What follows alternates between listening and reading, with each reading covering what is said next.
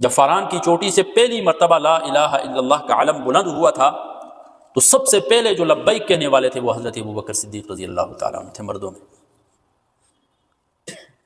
امام ابن اسیر رحمہ اللہ نے اسد الغابہ فی معرفت الصحابہ، یہ امام ابن اسیر رحمہ اللہ جو ہیں یہ قدیم علماء میں ان کا تذکرہ ہوتا ہے، یہ سلجوقی اور زنگی دور کے ہیں۔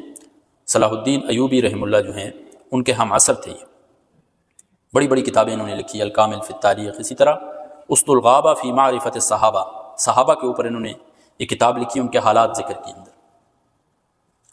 تو وہ اس اپنی کتاب اسد الغابہ فی معرفت الصحابہ میں حضرت صدیق اکبر رضی اللہ تعالیٰ عنہ کے اسلام لانے کا واقعہ ذکر کرتے ہیں کہ انہوں نے اسلام کیسے لائے۔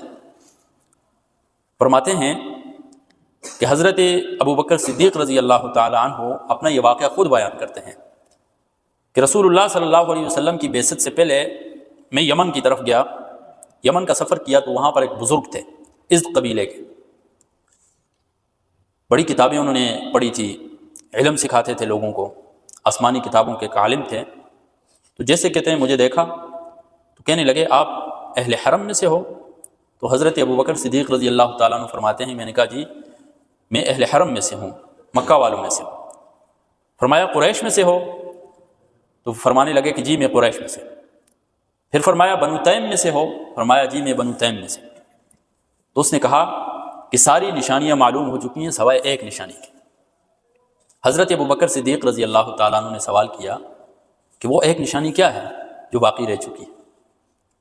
تو اس نے کہا کہ ایک نبی آئے گا، اس کے دو معاون ہوں گے، دو مددگار ہوں گے، ایک نوجوان ہوگا ایک بوڑھا ہوگا، اور ان دونوں کی نشانیاں بھی بتلائی کہ جو نوجوان ہوگا وہ مشکلات وقت میں جو ہے ساتھ دینے والا ہوگا، مشکل وقت میں، اور اپنے آپ کو ہر مشکل میں قربان کرنے والا ہوگا۔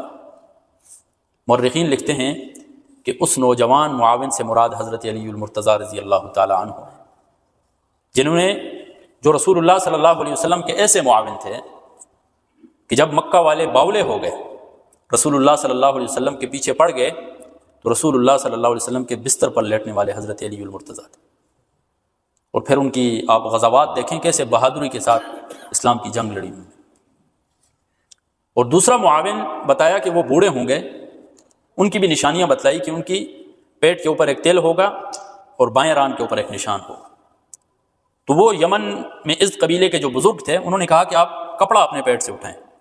حضرت ابوبکر صدیق رضی اللہ تعالیٰ عنہ نے فرمایا کہ میں اس وقت تک کپڑا نہیں اٹھاؤں گا جب تک آپ یہ بتا نہ دیں کہ آپ کیوں پوچھ رہے ہیں مجھ سے، کیوں کہہ رہے ہیں کپڑا اٹھانے کا۔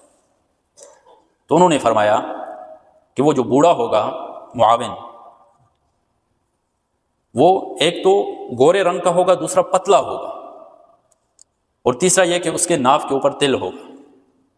تو حضرت ابوبکر صدیق رضی اللہ تعالیٰ عنہ نے جب کپڑا اٹھایا تو ان کی ناف کے اوپر تل موجود تھا، اور مورخین لکھتے ہیں کہ ان کے بائیں جو ران تھی اس کے اوپر ایک نشان تھا، روشن نشان تھا ایک، وہ بھی موجود تھا۔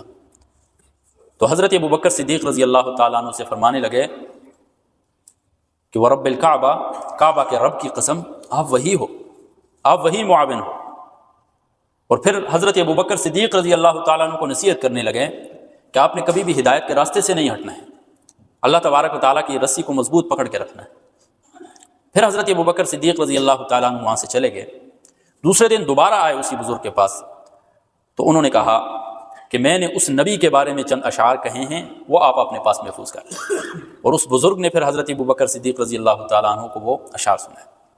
الحاصل حضرت ابوبکر صدیق رضی اللہ تعالیٰ عنہ جب یمن سے واپس مکہ آئے، وہاں پر دیکھتے ہیں کفار مکہ جو ہیں، عقبہ بن ابی معیط ہیں، ابو جہل ہیں، جتنے بھی ہیں سارے پریشان سے لگے۔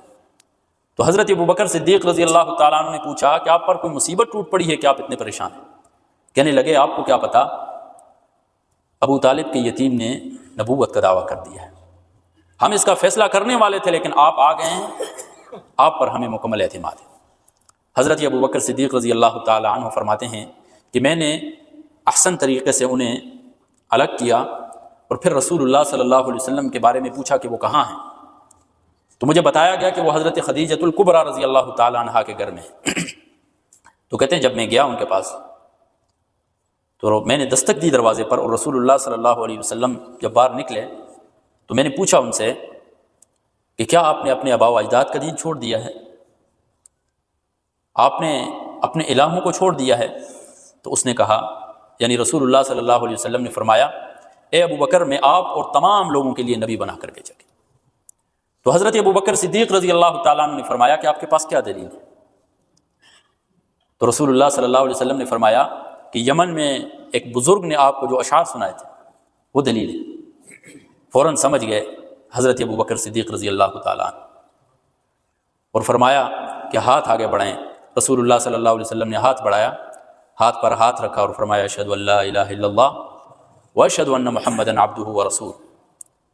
اس طرح فاران کی چوٹی سے اٹھنے والی آواز کے پہلے لبیک کہنے والے مردوں میں حضرت ابو بکر صدیق رضی اللہ تعالیٰ عنہ کہلائے۔